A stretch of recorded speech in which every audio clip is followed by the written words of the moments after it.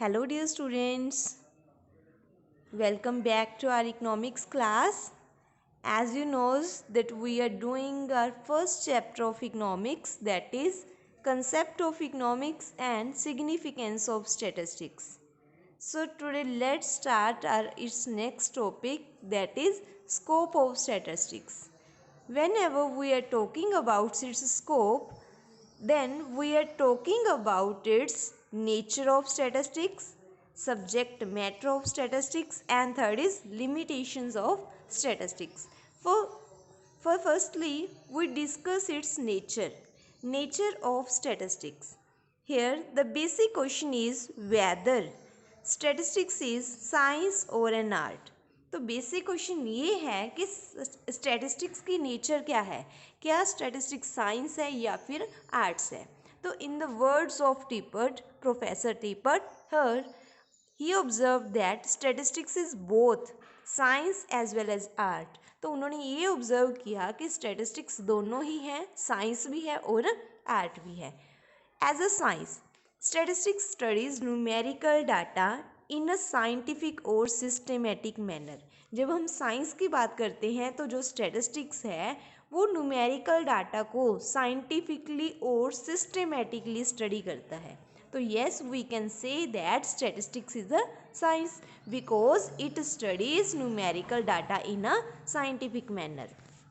Secondly, as an art, statistics relate to quantitative data in the real life problems. जैसे कि हम देखते हैं जो स्टेटिस्टिक्स है, जो न्यूमेरिकल डाटा है, वो हमारी रियल लाइफ से डिनोट होता है. For example, the number of birth rate, the number of death rate, number of population. तो ये सारा डाटा किस में होता है? क्वांटिटेटिव नेचर से होता है, मतलब नंबर्स में होता है कि कितने लोग, कितने पर्सन्स पढ़े लिखे हैं, कितने नहीं हैं, educated, uneducated, employed, unemployed.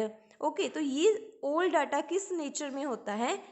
Numerical nature में होता है. तो as an art, statistics relate real life problems in a quantitative data. By using statistical data, we are able to analyze and understand real life problem. तो quantitative data ही एक ऐसा data है जिनसे हम अपनी रियल लाइफ प्रॉब्लम्स को understand कर सकते हैं कि कितनी है. अगर हम बोलें कि एजुकेटेड ज़्यादा है, अनएजुकेटेड ज़्यादा है, बट न्यूमेरिकल डाटा से हम उसको इजीली एनालिसिस कर सकते हैं कि how much more than, how much less than. तो वो किससे हेल्पफुल है? न्यूमेरिकल डाटा से. दस the problem of unemployment in India is more meaningful. तो अगर हमने मीनिंगफुल रिजल्ट फाइंड करना है तो हमें स्टेटिस्टिक्स की हेल्प लेनी पड़ेगी. When the size of unemployment is supported with quantitative data, तब हम क्वांटिटेटिव डाटा में ही उसको रिलेट करते हैं. तो ये क्या है? एक आर्ट है. तो yes, we can say that statistics is both science as well as an art. Its next concept is subject matter of statistics. Subject matter of statistics include two components. जब भी सब्जेक्ट मैटर की बात करते हैं तो हम two components की बात करते हैं. First one is descriptive and second one is inferential. Let us discuss descriptive statistics. Descriptive statistics refers to those methods which are used for collection, presentation and as well as analysis of data. जब भी हम description की बात करेंगे तो methods की बात करेंगे. नेम से ही क्लियर है, डिस्क्राइब करना. तो डिस्क्राइब किसे करते हैं? मेथड्स को, कि किस मेथड से, कौन कौन से मेथड से हम डाटा को कलेक्ट कर सकते हैं, प्रेजेंट कर सकते हैं और एनालिसिस करते हैं. These methods relate to the estimate as measurement of central tendency. इनसे हम central tendency means average, mean, median, mode भी calculate कर सकते हैं. Measurement of dispersion, measurement of correlation. For example, descriptive statistics is used when you estimate average. तो description मतलब methods को हम कब use करते हैं? जब हमने किसी का estimate, किसी डाटा का estimate लगाना है, average find करनी है, तब हम description statistics को use करते हैं. Second point is inferential statistics. Inferential statistics refers to all such methods by which conclusions are drawn relating to population on the basis of given sample. तो हमने description में पढ़ा था कि हम उन मेथड्स को यूज़ करते हैं जो कलेक्शन में, प्रेजेंटेशन में और एनालिसिस में हेल्प करते हैं। पर इन्फ्रेंशियल में हम उन मेथड्स को डिस्कस करते हैं जिसमें हम डाटा को सैम्पल बेस पे हम कंक्लूजन फाइंड करते हैं, in which conclusions are drawn on the basis of sample base पे हम अपना रिजल्ट फाइंड करते हैं। In statistics, in the terms of universe or population, refers to the aggregate of items relating to any subject. For example, if your class teacher estimate average weight of the entire class, अगर teacher ने average height find करनी है on the basis of average weight, only a sample of students of the class he is using inferential statistics. अगर वो average find कर रही है means for example 30 students हैं तो वो एवरेज फाइंड कर रही है कि एवरेज कितनी है, तो एवरेज फाइंड करना मतलब वो इन्फ्रेंशियल स्टैटिस्टिक्स यूज़ कर रही है क्योंकि सैम्पल बेसिस पे है। तो हम बोलेंगे कि शी और he uses the inferential statistics because only the sample of students of the class are taken, so this is the inferential statistics. Our third topic is limitations of statistics. अब characteristics हमने पढ़ी थी previous lecture में, तो बहुत सारी characteristics हैं, वैसे ही लिमिटेशंस भी हैं स्टैटिस्टिक्स की। First one is study of numerical fact only. हमने पढ़ा है स्टैटिस्टिक्स जो है उसमें हम न्यूमेरिकल फैक्ट को ही डिस्कस करते हैं, तो ये इसकी लिमिटेशन है क्योंकि ओनली सिर्फ न्यूमेरिकल को लेके चलता है, क्वालिटेटिव को नहीं लेके चलती। Statistics study only such fact that can be expressed in numerical terms. It does not study qualitative phenomena like honesty, friendship, wisdom, health, patriotism, justice, etc. तो इन सभी को हम क्वालिटीज़ को नहीं लेके चलते, जस्ट और जस्ट न्यूमेरिकल डाटा को ही लेके चलते हैं, तो ये इसकी लिमिटेशन है। Second point is study of aggregate only. ये इसकी फीचर है कि एग्रीगेट को लेके चलता है, बट इसकी लिमिटेशन भी है कि सिर्फ और सिर्फ एग्रीगेट को ही लेता है, सिंगल की इसमें कोई वैल्यू नहीं है, सिंगल वैल्यू को हम स्टैटिस्टिक्स नहीं बोलेंगे। Statistics study only the aggregate of quantitative fact, तो सिर्फ एग्रीगेट को ही इंक्लूड करता है। It does not study statistics figure related to particular unit, एक पर्टिकुलर यूनिट को नहीं लेके चलते।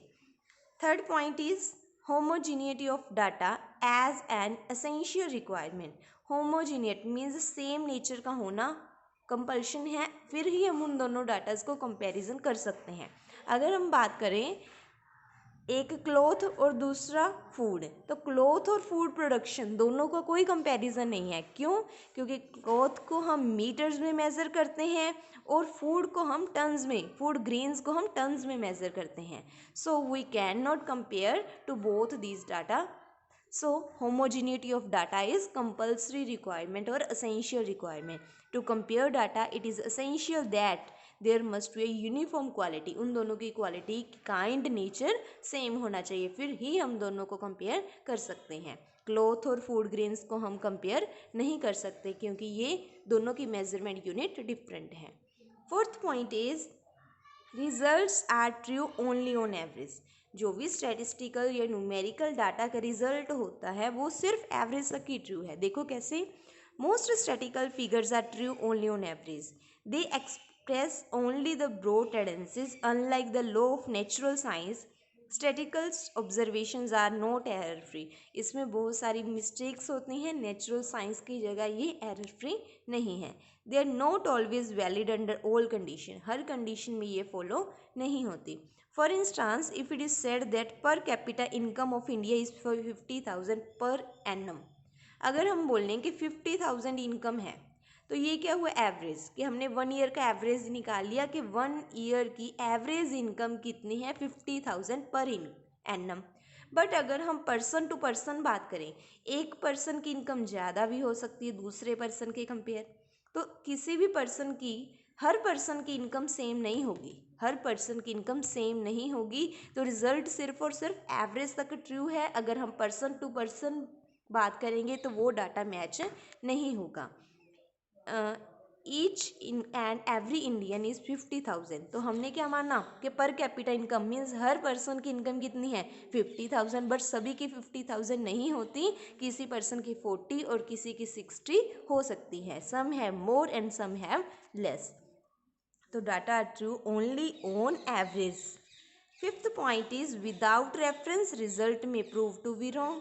अगर रेफरेंस नहीं है तो डाटा क्या हो सकता है, रॉन्ग भी हो सकता है। In order to understand the conclusion precisely, it is necessary that the circumstances and condition under which the conclusion have to be drawn are also studied। तो हमें उसका conclusion भी पता होना चाहिए। अब देखो एग्जाम्पल दी हुई है, इन अ बिजनेस ऑफ क्लोथ, एक फर्स्ट बिजनेस है क्लोथ का, उसकी मतलब अर्नड ड्यूरिंग 3 ईयर्स, तो उनकी इनकम प्रॉफिट बताए हुए हैं। फर्स्ट ईयर प्रॉफिट्स हैं 1 lakh, second year profits 2 lakh, third year profits 3 lakh. तो हमने क्या देखा, इनकी एवरेज कितनी है 1 लाख प्लस 2 लाख प्लस 3 लाख, कितना हुआ 6 लाख। 6 को 3 से डिवाइड किया तो एवरेज इनकम कितनी हुई 2 लाख। तो फर्स्ट फर्म की एवरेज इनकम कितनी है 2 लाख। अब हम ऑन द अदर हैंड एक पेपर बिजनेस है, पेपर बिजनेस के first year profits 3 lakh, second year 2 lakh, third year 1 lakh. अब इनकी एवरेज फाइंड करनी है, 3 लाख प्लस 2 लाख प्लस 1 लाख कितना हुआ 6 लाख, और डिवाइड किया तो भी कितना आया 2 लाख। तो हमने क्या देखा कि दोनों ही फर्म्स के एवरेज प्रॉफिट्स कितने हैं 2 लाख। बट अगर हम डीप एनालिसिस करें तो जो क्लॉथ फर्म है वो अर्निंग प्रॉफिट कर रही है, और जो पेपर मिल है वो डाउन जा रही है, तो वो लॉसेस में जा रही है। तो अगर हमने उसका कोई कंक्लूज़न नहीं निकाला, रेफरेंस नहीं निकाला, सिंगल सिंगल वैल्यू को नहीं लेके चले, तो रिजल्ट में भी रॉन्ग, तो रिजल्ट रॉन्ग हो सकते हैं। 6th point is can be used only by expert. अब हमें पता है जो भी स्टैटिकल न्यूमेरिकल डाटा है वो सिर्फ एक्सपर्ट पर्सन ही यूज कर सकते हैं। Without knowledgeful person it may be wrong. Unqualified person के हाथों में इसके कंक्लूजन गलत भी हो सकते हैं। 7th point is prone to misuse, इसका मिस यूज भी किया जा सकता है। Misuse of statistics is very common. Statistics में be use to support pre drawn conclusion, तो उसका कंक्लूजन फॉल्स भी हो सकता है। ये एक नेसेसरी नहीं है कि उसका कंक्लूजन ऑलवेज राइट हो। तो ये है लिमिटेशंस। तो आज हमने थर्ड टॉपिक अच्छे से रीड किया, तो आपने इसके अच्छे से नोटबुक पे नोट्स बनाने हैं। Third point scope of statistics, firstly we have to discuss nature, then subject matter and limitations. Okay, thank you students.